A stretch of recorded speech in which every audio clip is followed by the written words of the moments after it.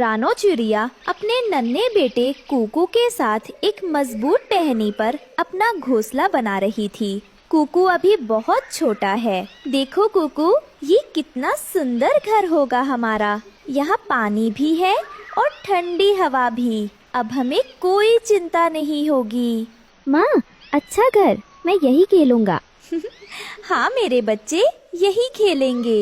कछुआ दादा धीरे धीरे नदी के किनारे आते हैं और रानो के घोंसले को देखते हैं। वह बहुत बूढ़े और ज्ञानी लगते हैं। बेटी रानो, ये घर बहुत सुंदर है, पर मुझे कुछ कहना है। जी दादाजी, बताइए। ये नदी जितनी शांत दिखती है उतनी है नहीं। मैंने इसके कई रूप देखे हैं। जब पहाड़ों पर जोरदार बारिश होती है तो ये किसी को नहीं बख्शती। मेरा अनुभव कहता है आप थोड़ा ऊपर जंगल में घर बना लो, वो ज्यादा सुरक्षित रहेगा। दादाजी, आपकी चिंता के लिए धन्यवाद, पर ये जगह इतनी प्यारी है और पानी तो बहुत शांत है। मुझे नहीं लगता ये कभी इतना गुस्सा होगा। मैं यही रहना चाहती हूँ। ठीक है बेटी, जैसी आपकी इच्छा, लेकिन सावधान रहना। कुछ दिन बीत जाते हैं। रानो और कुकू अपने नए घर में बहुत खुश हैं। कुकू अब थोड़ा बड़ा हो गया है और उड़ना सीख रहा है। रानो उसे बड़े प्यार से उड़ना सिखा रही है। पंख फैलाओ कुकू, ऐसे। 1 2 3, अब उड़ो। माँ, मैं उड़ रहा हूँ। देखो, मैं उड़ रहा हूँ। मेरा बहादुर बच्चा, एक दिन आप बहुत ऊंचा उड़ोगे और हम दोनों साथ मिलकर पूरी दुनिया देखेंगे। माँ, मैं आपको कभी छोड़कर नहीं जाऊंगा। हम हमेशा साथ रहेंगे। हाँ मेरे बच्चे, हमेशा साथ। जंगल के अन्य पक्षी भी रानो और कुकू की खुशी देखकर खुश है। बंटी कबूतर और बिंदिया चिड़िया रानो से मिलने आते हैं। रानो, आपका घर सच में बहुत आरामदायक है और जगह तो देखो कितनी शांत और सुंदर है। यहाँ से नदी का नजारा कितना प्यारा लगता है। बहुत सही जगह चुनी है आपने। हाँ रानो, और सबसे अच्छी बात ये है कि यहाँ की हवा कितनी ताज़ा है और कुकू कितना खुश रहता है यहाँ। मैं तो कहती थी ना, आपकी मेहनत सफल हो गई रानो। ये मेरा सपनों का घर है। मैं अपने बच्चे को हर खुशी देना चाहती हूँ। एक शाम दूर पहाड़ों से बहुत तेज हवाएं चलने लगती हैं और बिजली चमकने लगती है।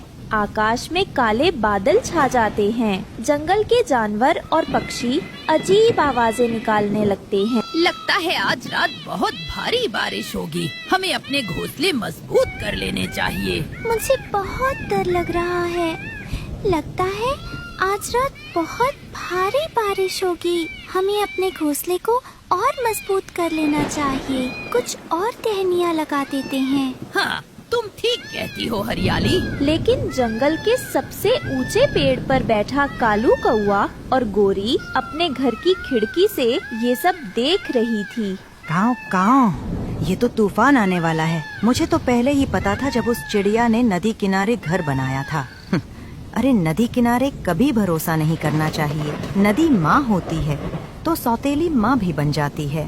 लेकिन उस बेचारी रानो और उसके नन्हे बच्चे का क्या होगा? वहीं पास के एक पुराने पेड़ की खो में बने बंटी कबूतर के घर में भी चिंता का माहौल था। गुटरगू, ये तो प्रलय जैसा लग रहा है। सारे दरवाजे और झरोखे बंद कर दो बबली। मुझे तो रानो बहन की बहुत चिंता हो रही है। उनका घर तो बिल्कुल नदी के पास है। पानी का एक तेज बहाव भी उनके लिए खतरनाक हो सकता है। हाँ, तुम सही कह रही हो। काश उन्होंने कछुआ दादा की बात मान ली होती। रात हो जाती है। रानो और कुकू अपने घोंसले में सो रहे हैं। बाहर तेज हवा चल रही है और दूर पहाड़ों में मूसलाधार बारिश हो रही है, जिससे नदी का जलस्तर तेजी से बढ़ रहा है। माँ, डर लग रहा है। सो जाओ मेरे बच्चे, माँ आपके पास है। डरने की कोई बात नहीं। देर रात नदी का पानी बहुत तेजी से बढ़ जाता है। पानी का बहाव जोरदार हो जाता है। रानो का घोंसला जिस टहनी पर था वो पानी में डूबने लगती है। अरे पानी, ये इतना बढ़ कैसे गया? माँ, माँ, चुप रहो कुकू, डरो मत। जिस टहनी पर उनका घोंसला था वो अब पानी में हिचकोले खा रही है। अचानक एक बड़ी लहर आती है और टहनी टूटकर तेज बहाव में बहने लगती है। घोंसला भी अब पानी पर तैर रहा है। नहीं, हमारा घर। हम डूब रहे हैं माँ। नहीं डूबेंगे मेरे बच्चे, मैं हूँ ना। घोंसला तेज बहाव में बहता जा रहा है। रानो अपनी पूरी ताकत लगा रही है कि वह किसी तरह घोंसले को सुरक्षित किनारे ले जाए। कुकू अभी ठीक से उड़ नहीं सकता था। वह डर के मारे रानो से चिपका हुआ है। कुकू, मेरी पीठ पर बैठो, कसकर पकड़े रहना। माँ, मैं डर रहा हूँ। रानो उसे अपनी पीठ पर बिठाने की कोशिश करती है। एक विशाल लहर आती है और उनके घोंसले को पलट देती है। रानो और कुकू दोनों पानी में अलग अलग हो जाते हैं। रानो पानी में छटपटाती है। अपनी जान की परवाह किए बिना वह कुकू को ढूंढने की कोशिश करती है। कुकू, मेरे बेटे, आप कहाँ हो?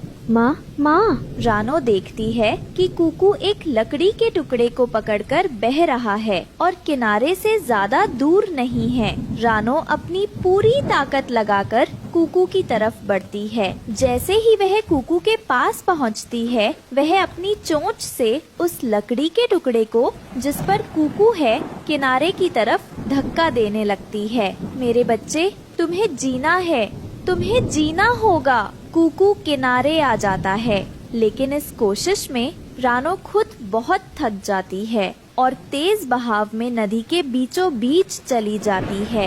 एक बड़ा भंवर उसे अपनी चपेट में ले लेता है और रानो नदी की लहरों में ओझल हो जाती। सुबह होती है, नदी शांत हो चुकी है, जैसे कुछ हुआ ही ना हो। सूरज निकल आया है। डरा सहमा भूखा प्यासा कुकू झाड़ियों से बाहर निकलता है। उसका छोटा सा दिल अपनी माँ को ढूंढ रहा है। वह हर जगह अपनी माँ को पुकारता है।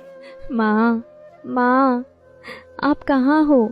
मुझे डर लग रहा है। उसे बस नदी का किनारा, टूटी हुई टहनियाँ और अपना टूटा हुआ सपनों का घर दिखाई देता है। कछुआ दादा दूर से ये सब देखकर चुपचाप आंसू बहाते हैं। कुकू अपनी माँ के लौटने का इंतजार करता रहता है, इस उम्मीद में कि वह वापस जरूर आएगी। रानो की ममता नदी की लहरों में हमेशा के लिए एक अनकही कहानी बनकर रह जाती है।